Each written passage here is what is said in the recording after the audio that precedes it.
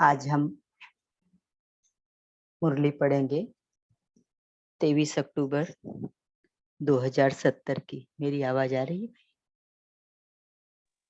जी, आप स्टार्ट कर सकते हो। आज बाबा ने मुरली शुरुआत की है महारथी बनने का पुरुषार्थ 23 अक्टूबर 70।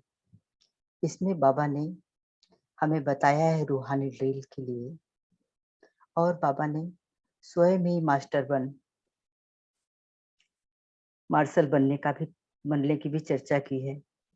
बाबा ने इसमें रूहानी युद्ध की स्थिति के समय में की चर्चा की है। बाबा ने महारथी, घोड़ेसवार, अपने को बाप दादा का वारिस समझते हैं, इसके भी विषय में बताया है। और बाबा ने हमें बताया है कि महारथी बनने के लिए क्या चाहिए और कारण क्या होता है कि हम पुरुषार्थ में कमजोर होते हैं। बाबा ने हमें कहा है कि गलतियों के कारण है गफलत। गफलत ही जो गलतियां करवाती हैं। बाबा ने कहा है कि रूह को न देखकर रूप की तरफ आकर्षित हो जाते हैं तो मुर्दे से प्रीत कर लेते हैं। आगे बाबा बताते हैं कि अपने को 100 गुना सजा से बचाने के लिए सदैव बाप दादा को अपने सामने रखो। बाबा कहते हैं कि कोई द्वारा भी कोई बात सुनते हो तो बात के साज में न जाकर राज को जानो। सोचो कम, कर्तव्य अधिक करना है। अस्थियों को संपूर्ण स्थिति के सागर में समाने के लिए बाबा बता रहे हैं। बाबा कहते हैं कि तुम बच्चों के नैनों को देखकर कोई देखे तो उनको मुक्ति और जीवन मुक्ति का रास्ता दिखाई दे। बाबा कहते हैं कि तुम बच्चों को रेगुलर बनना है और सर्व प्रकार की सर्विस का सबूत भी निकालना है। तो अब हम बाबा के साथ बाबा ही हमें मुरली सुना रहे हैं। हम मुरली सुनने के लिए सभी रेडी होते हैं। बाबा कहते हैं कि रूहानी ड्रिल आती है। ड्रिल में क्या करना होता है? ड्रिल अर्थात शरीर को जहां चाहे वहां मोड़ सके, और रूहानी ड्रिल अर्थात रूह को जहां जैसे और जब चाहे वहां स्थित कर सके, अर्थात अपनी स्थिति जैसे चाहे वैसी बना सके। इसको कहते हैं रूहानी ड्रिल। जैसे सेना को मार्शल व ड्रिल मास्टर जैसे इशारे देते हैं वैसे ही करते हैं, ऐसे स्वयं ही मास्टर व मार्शल बन जहां अपने को स्थित करना चाहे वहां कर सके। तो बाबा पूछते हैं, ऐसे अपने आप को ड्रिल मास्टर बने हो? ऐसा तो नहीं कि मास्टर कहे हैंड्स डाउन और स्टूडेंट्स हैंड्स अप करें, यानी बाबा की श्रीमत न माने। मार्शल कहे राइट और सेना करे लेफ्ट। ऐसे सैनिकों व स्टूडेंट को क्या किया जाता है? डिसमिस। तो यहाँ भी स्वयं ही डिसमिस हो ही जाते हैं अपने अधिकार से। प्रैक्टिस ऐसी होनी चाहिए जो सेकंड में अपनी स्थिति को जहां चाहो वहां टिका सको, क्योंकि अब युद्ध स्थल पर हो। युद्ध स्थल पर सेना अगर एक सेकंड में डायरेक्शन को अमल में न लाए तो उनको क्या कहा जाएगा? इस रूहानी युद्ध पर भी स्थिति को स्थित करने में समय लगाते हैं, तो ऐसे सैनिकों को क्या कहें? आज बाप दादा पुरुषार्थी महारथी बच्चे को देख रहे हैं। दोनों बच्चों को बाबा देख रहे हैं। अपने को जो महारथी समझते वो हाथ उठाओ। थोड़ों ने हाथ उठाया। हम बच्चे भी हाथ उठा सकते हैं।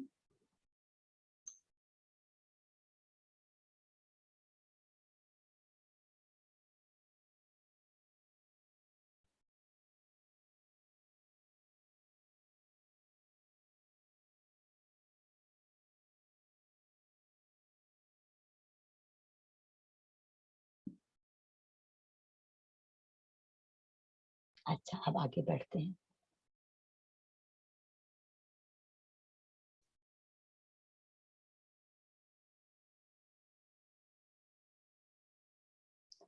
जो महारथी नहीं है वह अपने को क्या समझते हैं? अपने को घोड़े सवार समझते हैं? वह हाथ उठाएं।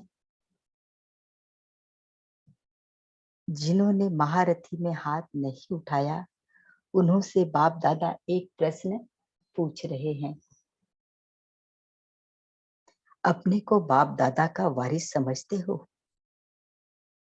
जो अपने को घोड़े सवार समझते हैं वह अपने को वारिस समझते हैं। वारिस का बाबा कहते हैं कि वारिस का पूर्ण अधिकार लेना है व नहीं।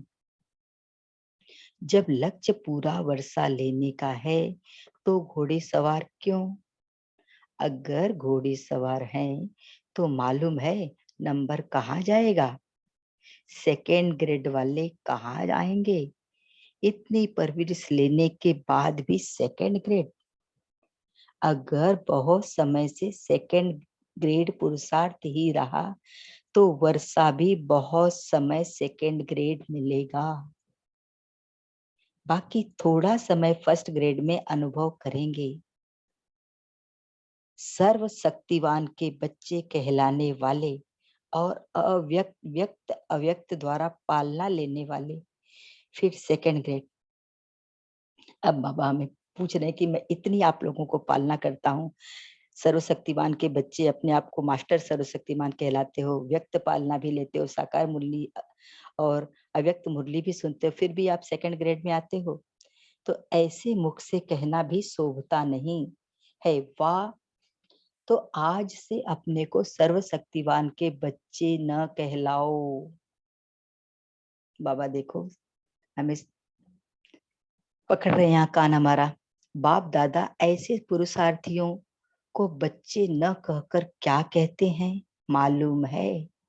बच्चे नहीं कच्चे हैं। अभी तक भी ऐसा पुरुषार्थ करना बच्चों के समान लायक नहीं दिखाई पड़ता है। इसलिए फिर भी बाप दादा कहते हैं कि बीती सो बीती। जो अभी तक गलतियां की उसको बीती कर दो और अब से अपने को बदलो। महारथी बनने के लिए सिर्फ दो बातें याद रखो। कौन सी? बाबा बताते हैं, एक तो अपने को सदैव साथी के साथ रखो। बाप दादा का साथ हमेशा बाप दादा को अपने साथ में रखो। साथी और सारथी। सारथी माने जो हमारे इस शरीर रूपी रथ को चलाने वाला शिव बाबा, वह है महारथी। पुरुषार्थ में कमजोरी के भी बाबा दो कारण बताते हैं। बाप के स्नेही बने हो लेकिन बाप को साथी नहीं बनाया है। अगर बाप दादा को सदैव साथी बनाओ तो जहां बाप दादा साथ है वहां माया दूर से ही मूर्छित हो जाती है, भाग जाती है माया। वो बाबा के बच्चों के सामने बाबा जब साथ है तो नहीं आती। बाप दादा को अल्प समय के लिए साथी बनाते हैं, इसलिए शक्ति की इतनी प्राप्ति नहीं होती है। तो क्या करना है? सदैव बाप दादा साथ हो तो सदैव बाप दादा से मिलन मनाने में मगन हो। और जो मगन होता है उसकी लगन और कोई तरफ लग न सके। शुरू शुरू में बाप से बच्चों का क्या वायदा हुआ है? तुम्ही से खाऊं, तुम्ही से बैठूं, तुम्ही से रूह को रिझाऊं। यानी बाबा सब कुछ आप ही हो हमारे, आपके अलावा तीसरा कोई नहीं हमारा। यह अपना वायदा भूल जाते हो। अगर सारे दिनचर्या में हर कार्य बाप के साथ करो तो क्या माया डिस्टर्ब कर सकती है? बाबा पूछते हैं। बाप के साथ होंगे तो माया डिस्टर्ब नहीं करेगी, माया का डिस्ट्रक्शन हो जाएगा। तो भल बाप के स्नेही बने हो लेकिन साथी नहीं बनाया है, हाथ पकड़ा है साथ नहीं लिया है। बाबा बता रहे हैं कि हमारी क्या गलतियां हमारी हो रही हैं। इसलिए माया द्वारा घात होता है। गलतियों का कारण है गफलत। गफलत गलतियां कराती हैं। आगे बाबा कहते हैं, अगर रूह को न देख रूप तरफ आकर्षित होते हैं, इस आत्मा को न देख हम शरीर को देखते हैं, तो समझो मुर्दे से प्रीत कर रहे हैं। मुर्दे से प्रीत रखने वाले को समझना चाहिए कि हमारा भविष्य मुर्दा घाट में कार्य करने का है।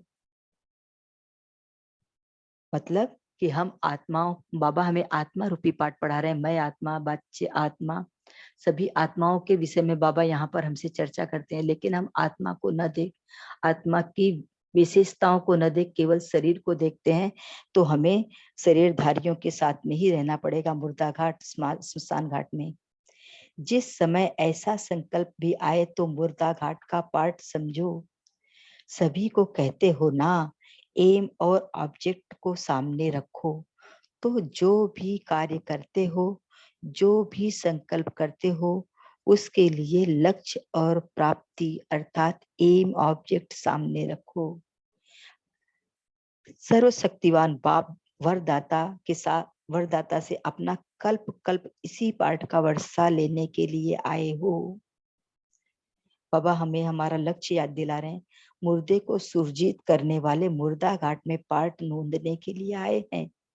अपने से पूछो कि आप किसके लिए आए हो। जो भी बच्चा अपनी गलतियों को एक बार बाप के सामने रखता है, तो क्या करना चाहिए, उनको यह समझना चाहिए कि बाप के आगे अपनी कमियों को याद को रखने के बाद अगर दोबारा कर लिया तो क्षमा के सागर के साथ 100 गुना सजा भी ड्रामा प्रमाण स्वतः ही मिल जाती है।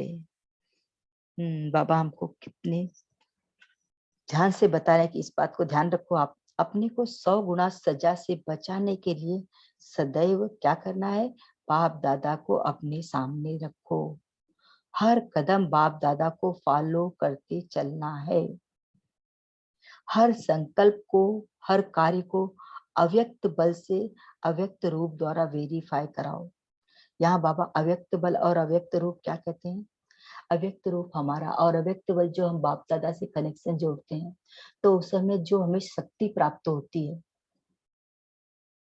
तो उस अव्यक्त रूप के द्वारा जो उससे वेरीफाई कराओ, उसमें आप देखो कि आप बाबा से जब इस तरह से आपसे आपने जो कर्म किया वो बाप दादा से अव्यक्त रूप में जब आप मुलाकात करते, तो वहां पर हमें बाप दादा से तुरंत आंसर मिल जाता है। जैसे साकार में साथ होता है तो वेरीफाई कराने के बाद प्रैक्टिकल में आते हैं, वैसे ही बाप दादा को अव्यक्त रूप से सदैव सम्मुख व साथ रखने से हर संकल्प, हर कार्य वेरीफाई कराकर फिर करने से कोई भी व्यर्थ विकर्म नहीं होगा। बाबा हमको सॉल्यूशन बता रहे हैं। कोई द्वारा भी कोई बात सुनते हो तो बात के साज में न जाकर राज को जानो। कोई हमें कुछ भी बोलकर जाता है तो हम उसमें ये समझ सकते हैं कि वो आत्मा या तो बहुत संतुष्ट है या तो बहुत असंतुष्ट है, और असंतुष्ट है तो उसे बस हमें शुभ भावना और शुभकामना उसके प्रति रखनी है, तो वो भी आगे सब धीरे धीरे ठीक हो जाएगा। राज को छोड़ साज को सुनने से नाजुकपन आता है। कभी भी नहीं सोचो कि फलाना ऐसे कहता है तब ऐसा होता है, लेकिन जो करता है सो पाता है, यह सामने रखो। दूसरे के कमाई का आधार नहीं लेना है, तो न दूसरे की कमाई में आंख जानी चाहिए, जिस कारण ही ईर्ष्या होती है, जलन होती है। दूसरे के पास ज्यादा है, हमारे पास कम है। इस तरह से जब हमारा व्यर्थ संकल्प चलता है तो हम और व्यर्थ में आगे बढ़ते जाते हैं। इसके लिए सदैव बाप का यह स्लोगन याद रखो कि अपनी घोट तो नशा चढ़े। जितना बाबा की याद में रहेंगे, बाबा की श्रीमत में रहेंगे, मंथन करेंगे, मगन रहेंगे, मनन रहेंगे, तो हम बाबा को उतना अच्छी तरह से बाबा को जान सकेंगे। एक मिनट।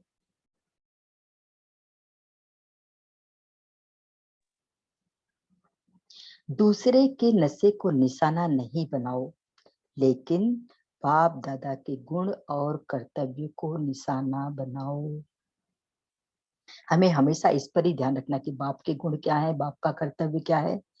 तो बाप का जो कर्तव्य है, सदैव बाप दादा के कर्तव्य की स्मृति रखो कि बाप दादा के साथ मैं भी अधर्म विनाश और सद्धर्म की स्थापना के कर्तव्य अर्थ निमित्त बनी हुई हूँ। एक मिनट।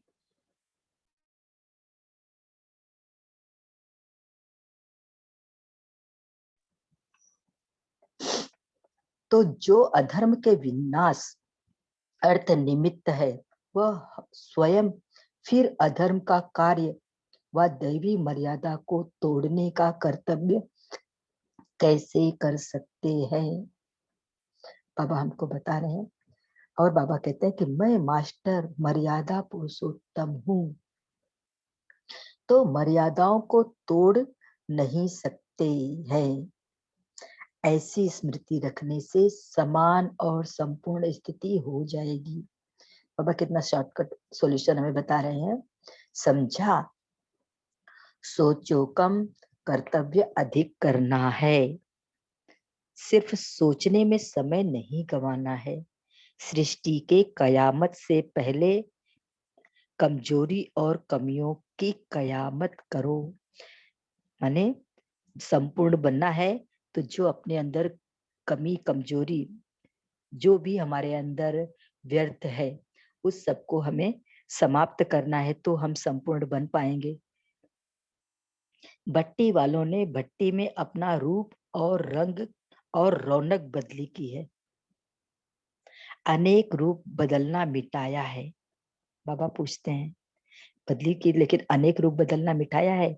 सदा के लिए रूहानी रूप दिखाई दे, ऐसा अपने को बनाया है। उलझनों का नाम निशान न रहे, ऐसा अपने को उज्जवल बनाया है। उज्जवल यानी बाबा यहाँ पर अपना प्रकाश रूप दिखा रहे हैं हमें कि अपना प्रकाश, अपने प्रकाश रूप में जितना भी हम लाइट और माइट के रूप में रहेंगे, तो उलझनों से हम उलझनों का निशान भी नहीं रहेगा। अल्प काल के लिए प्रतिज्ञा की है, वह अंत काल तक प्रतिज्ञा की है। इसको फिर से देखती हूँ, पढ़ रही हूँ मैं। बाबा कहते हैं कि अल्प काल के लिए प्रतिज्ञा की है, वह अंत काल तक की प्रतिज्ञा की है। बाबा कहते हैं कि थोड़े समय के लिए आपने ऐसा अपने आप को कहा है, या आप कह रहे हैं कि आपने ऐसी प्रतिज्ञा की है कि आप अंत काल तक बाबा इस तरह से लाइट और माइट रूप में रहेंगे। अपनी पुरानी बातों को, पुराने संस्कारों को ऐसा परिवर्तन में लाना है जैसे जन्म परिवर्तन होने के बाद जन्म की बातें भूल जाती। बाबा कहते हैं कि एक शरीर छोड़ जब हम दूसरा लेते हैं तो हमें पिछले शरीर में, पिछले जन्म में क्या हुआ था वो हमें पता नहीं होता, भूल जाते हैं पूरा।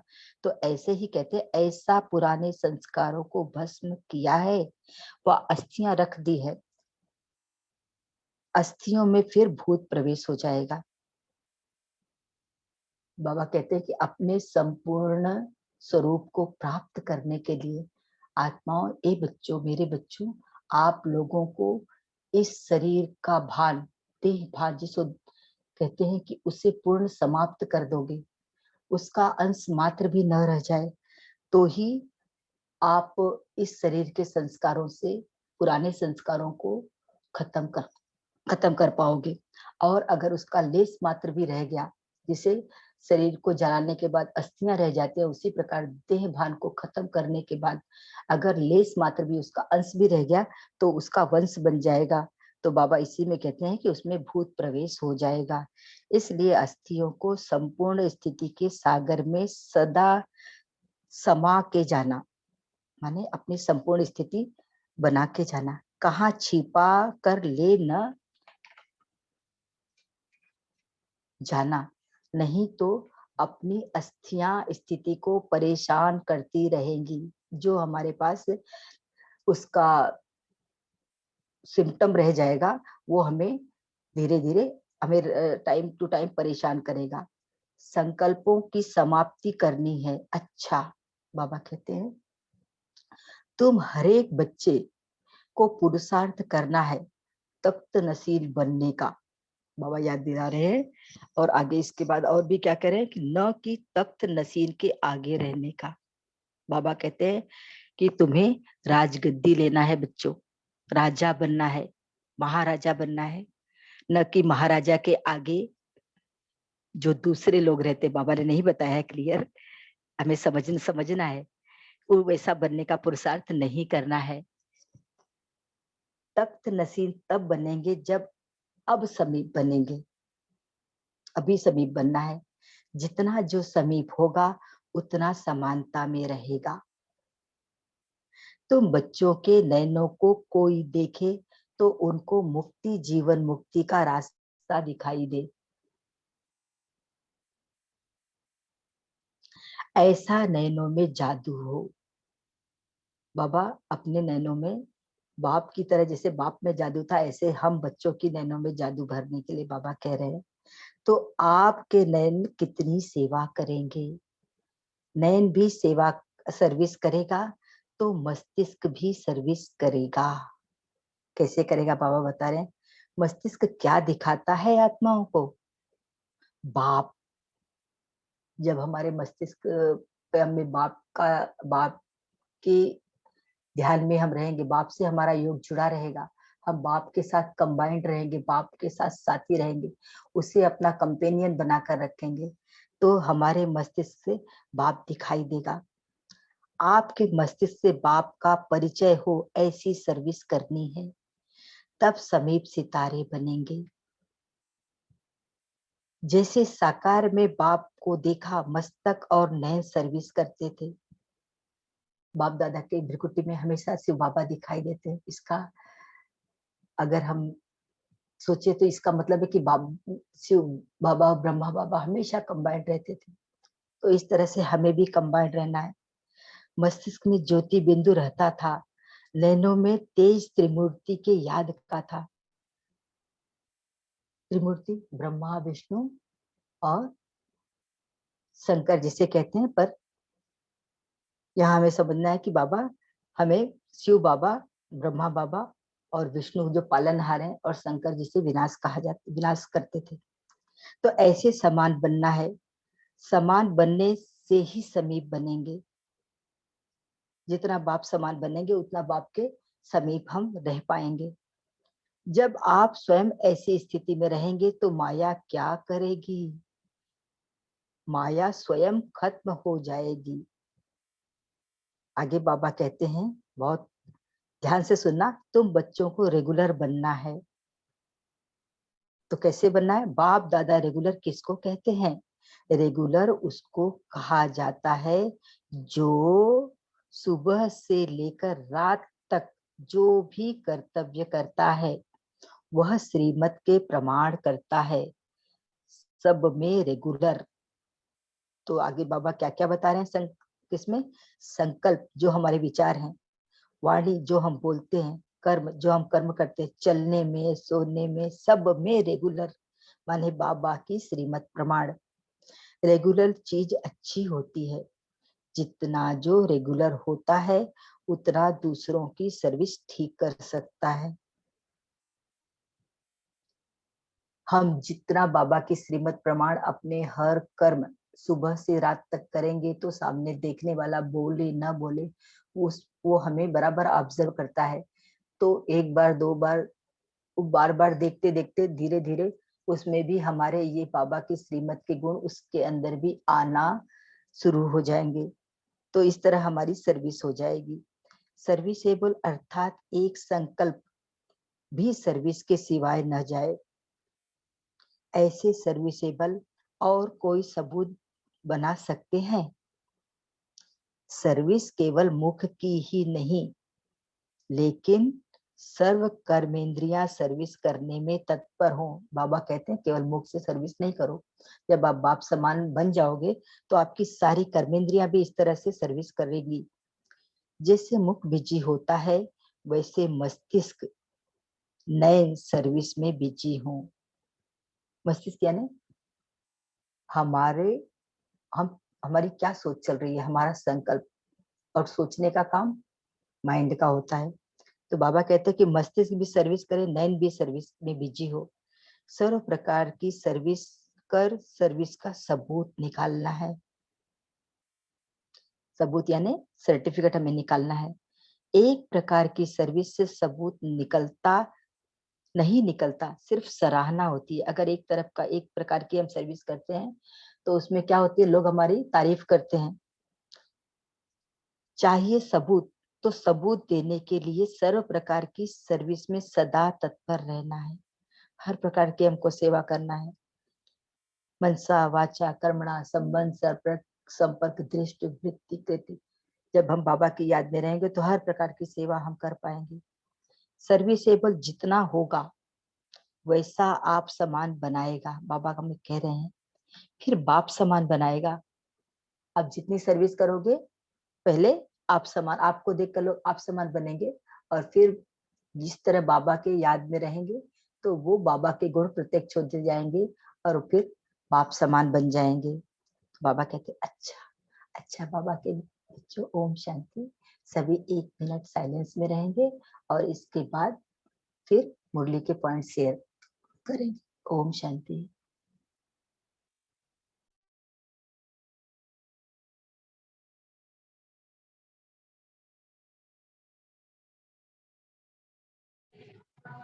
थैंक यू आशा बहन। ओम शांति। अब ब्रेकआउट रूम में जाएंगे, फिर अपना शेयर करेंगे।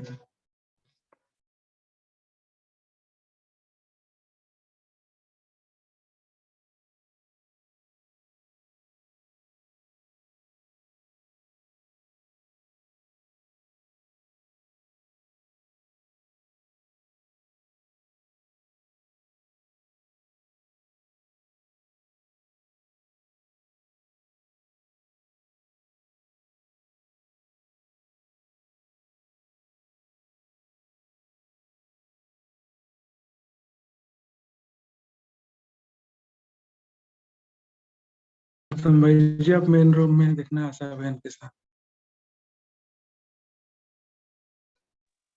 जी बहन जी।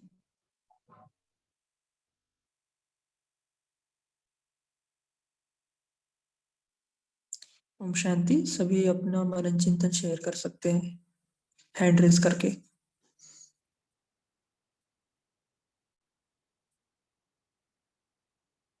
जी 1 बाय 1 शेयर कीजिए। रीमा बहन के बाद गायत्री बहन। ओम शांति।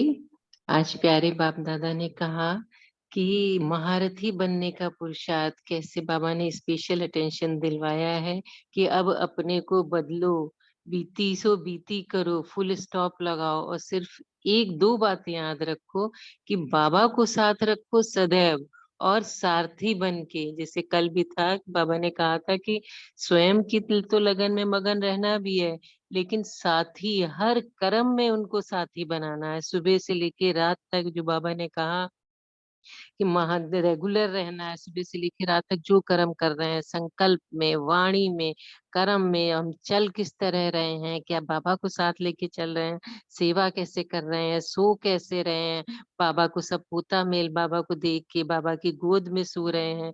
तो श्रीमत प्रमाण हर कर्म हो रहा है। साथी बनेंगे तभी हम सारथी बनेंगे, महारथी बनेंगे।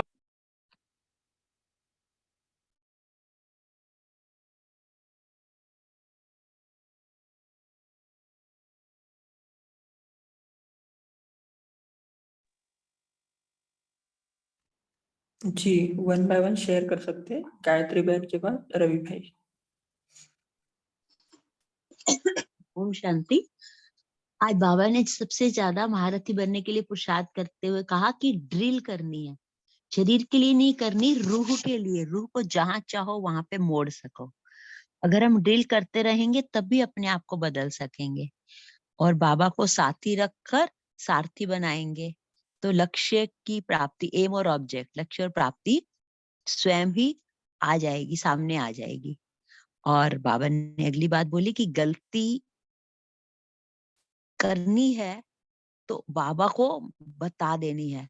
अगर बता दी और दोबारा से वही गलती कर दी तो 100 गुना दंड मिलेगा। इस बात को मुझे बहुत ज्यादा हुआ हम हर बार गलती करके बाबा को बताने के बाद दोबारा से वो गलती कर जाते हैं। तो आज से मैंने प्रतिज्ञा की कि मैं इस बात पे पूरी चलूंगी। ओम शांति।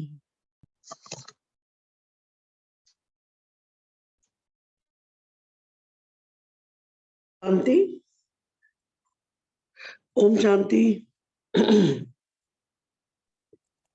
ओम शांति। जी ओम शांति शेयर कर सकते बहुत अच्छी लगी आज बाबा की बात कि हम लोग, बाबा कहते कि तुम अपने चेहरे और चलन से सेवा करो, तो आज उसका बहुत अच्छा बताया कि सुबह से लेकर शाम तक जितना हमारा उठना बैठना, बाबा के खाने पीने का, सेंटर में टाइम से जाने का, अगर हमारा लक्ष्य ये होगा और फिर हमें देख के जो लोग बनेंगे वो सेवा हो जाएगी हमारी। ये मेरे को बहुत अच्छा लगा। अगर हम खाना पीना भी अपना परहेज से करते हैं और सबके सामने सबको दिखता है कि हम लोग ऐसा चल रहे हैं, तो नेचुरली उनको भी उसका असर होगा। ये हमारी बहुत बड़ी सेवा हो जाएगी। ओम शांति। ओम शांति। आज बाबा ने एक बहुत अच्छी बात लगी कि हमें तख्त नशीन बनने का पुरुषार्थ करना है, ना कि तख्त नशीन के आगे पीछे रहने का। जैसे बाबा ने इशारा दिया कि हमें बाबा राजयोग सिखा रहे हैं, तो हमें राजा बनने का पुरुषार्थ करना है कि उनके आगे पीछे घूमने वाले नहीं। तो बाबा ने बोला कि जितना जो समीप होता है उतने ही उनमें उनके जैसे गुण आते हैं, समानता आती है।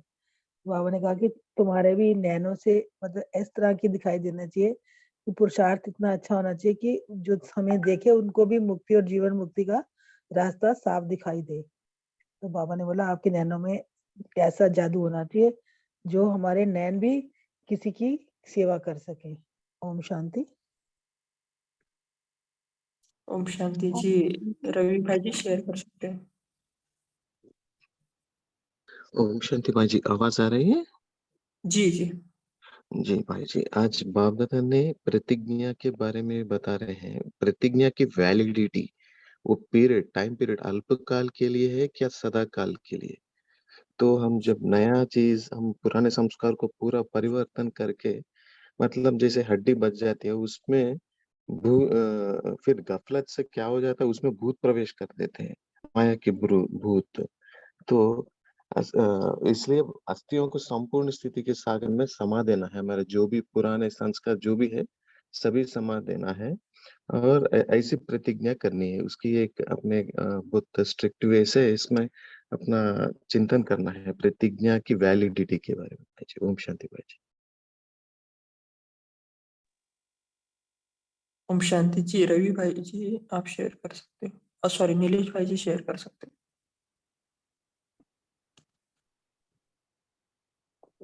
ओम शांति भाई जी। बाबा ने कहा कि अगर रूह को न देख, रूह की तरफ आकर्षित होते हैं तो समझो मुर्दे से प्रीत कर रहे हैं। मुर्दे से प्रीत रखने वालों को समझना चाहिए कि हमारा भविष्य मुर्दा घाट में कार्य करने का है। कई बार बाबा ये भी कहते हैं ना कि मस्तक मणि को देखो, मस्तक मणि को देखेंगे तो क्या होगा, उसकी विशेषता दिखाई देगी, और देह को देखेंगे तो उस उसके अवगुण दिखाई देंगे। बाबा कई बार देह को भी कहते हैं कि सांप है ना, ये सांप है ना, इसमें क्या होता है, जहर होता है।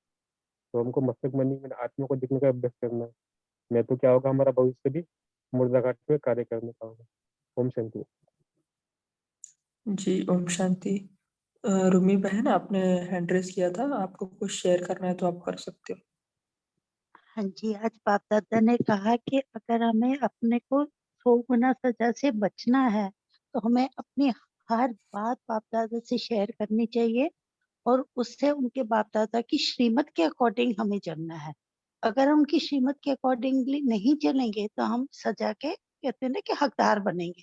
तो हमें हर चीज बाबा से वेरीफाई करनी है कि क्या मेरे चाल चलन बाप दादा के अकॉर्डिंगली है, मेरे कर्म, मेरे संकल्प, या मैं किसी को, जो भी मेरे कर्म है वो दूसरे आत्माओं को सुखदायी हैं, जैसे बाप दादा के कर्म थे वैसे उस अकॉर्डिंगली मैसेज। जी है ना, कोई भी कार्य हमें करना है, अगर हमें कंफ्यूजन है तो बाबा से वेरीफाई कराना है। अगर वेरीफाई करा के भी हमें कुछ टचिंग नहीं हुआ, कुछ समझ में नहीं आया और हमने फिर अपने मन मत से किया, तो भी उसका जिम्मेवार कौन रहेगा? बाबा रहेगा, क्योंकि हमने बाबा से पूछा था, है ना। तो हमारी नैया डूब गई तो क्या होगा? सर्वशक्तिवान बाप है, और डूबी हुई नैया को भी निकाल कर पार लगा देगा। लेकिन उसका कंडीशन है कि पहले उनसे पूछना है, ऐसे नहीं कि जब हमारी नैया डूबने लगे तब बाबा को ये आवाज देना है। जी पटेल भाई जी, आप शेयर कर सकते हैं।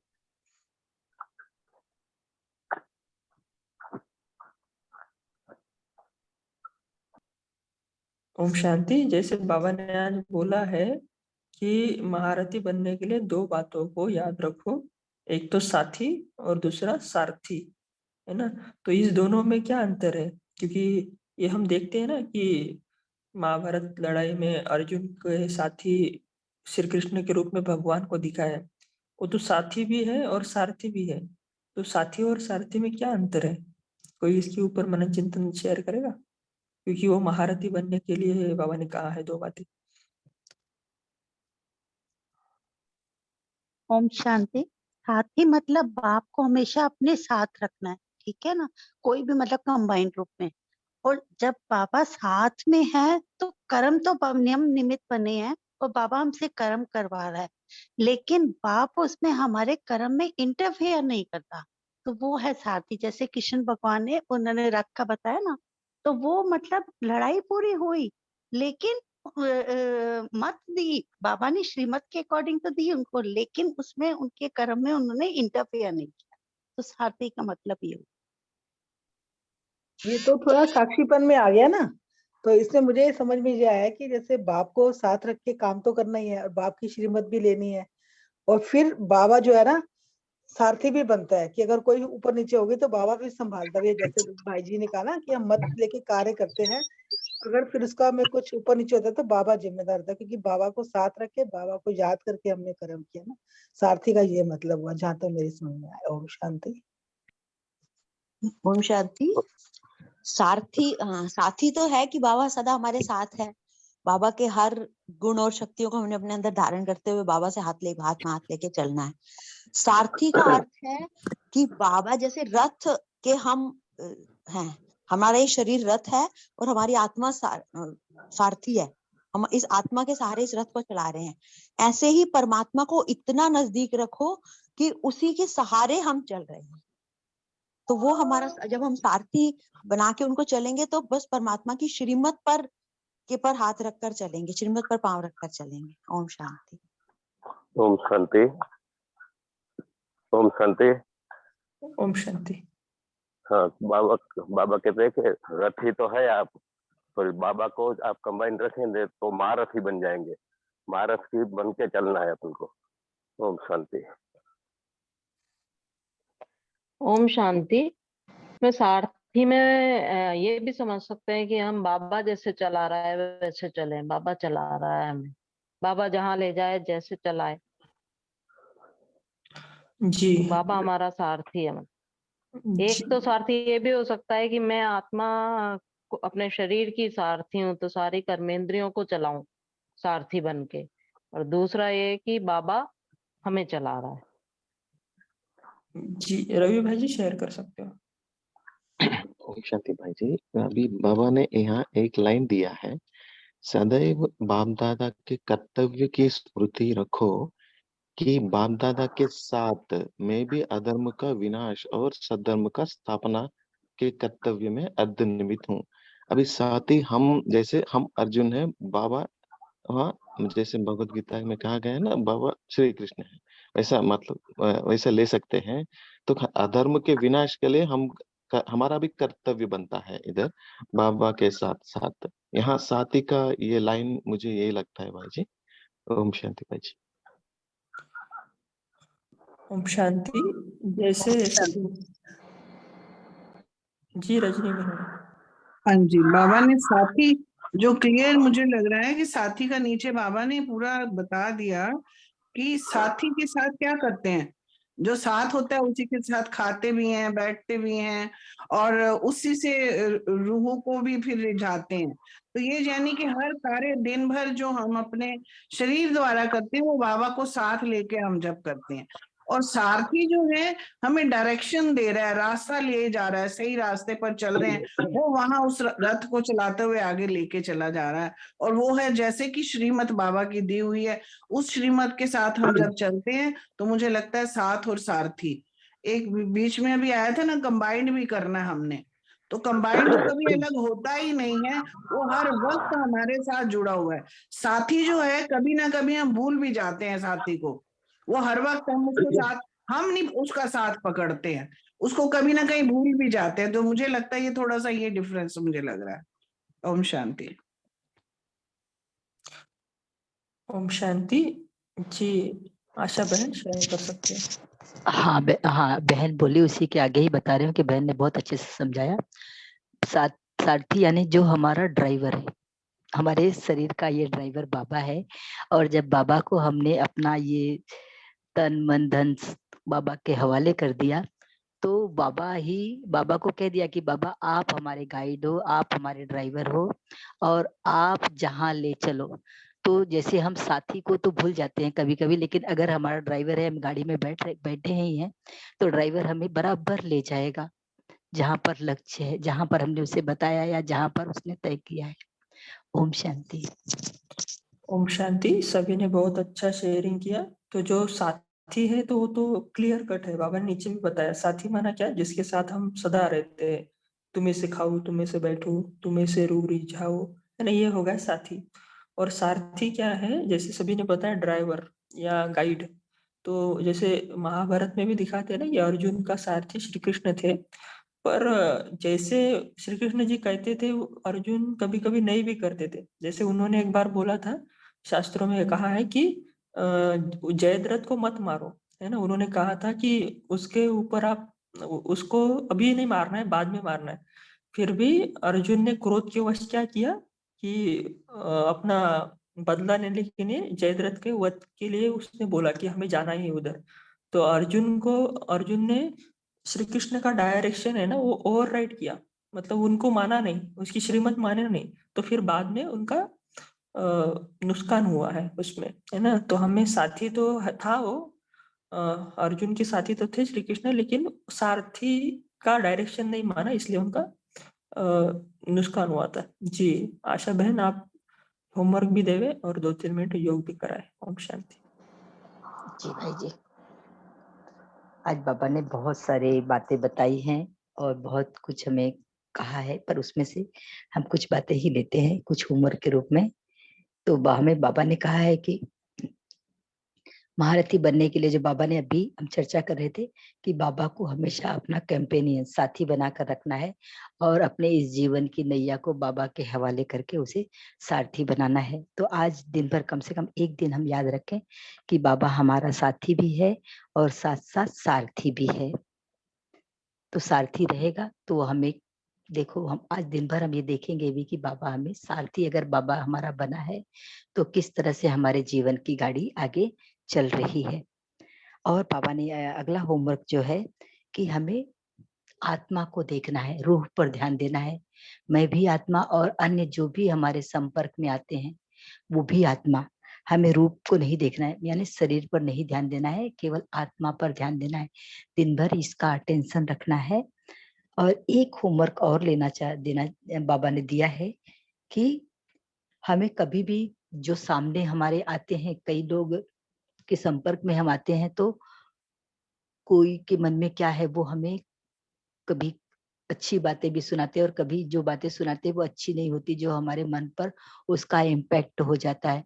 तो बाबा ने कहा है कि इस तरह से आप साज को मत देखो, सामने वाला बोल कर क्या गया उस पर ध्यान न दो, बल्कि उसके अंदर जो राज है उस राज को जानो। उस राज को जान जाओगे तो आप कभी भी नाराज न खुद से रहोगे न उस आत्मा से रहोगे। तो ये आज हमें ये 3 बातों का ध्यान रखना है।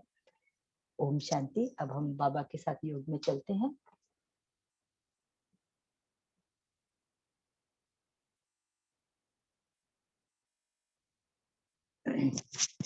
ओम।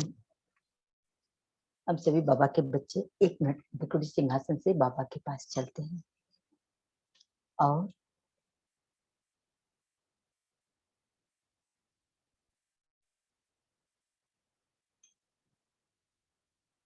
बाबा के पास सूक्ष्म वतन में आए, बाप दादा के पास।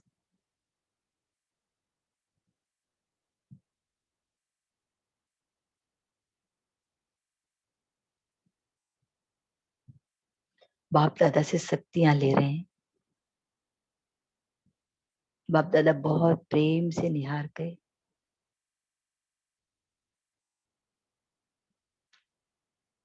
आंखों द्वारा, दृष्टि द्वारा शक्तियां भरते जा रहे हैं।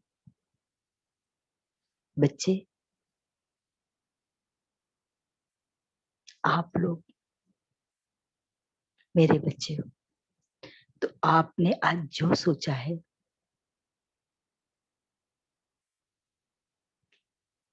इसके लिए शक्तियां बाबा देता जा रहा है और मुझ में भरता जा रहा है।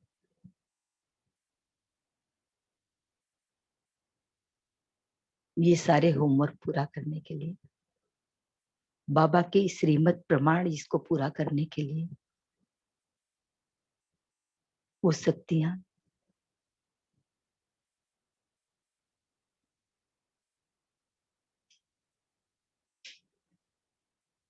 मुझ में समाती जा रही।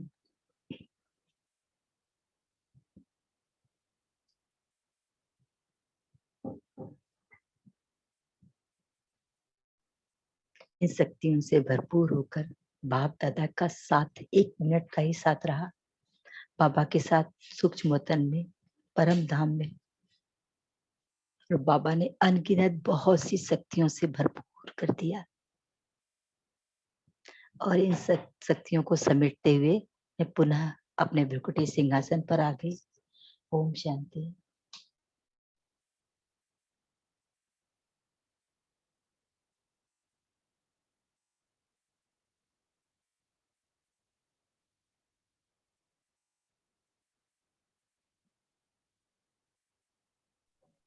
ओम शांति।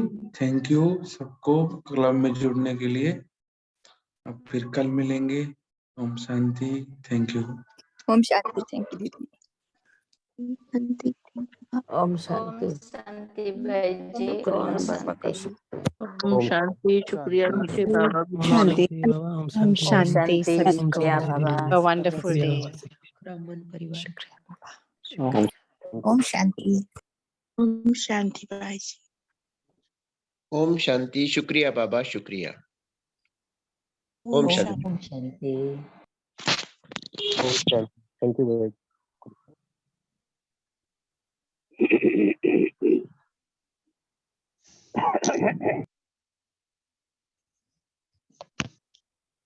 ओम शांति।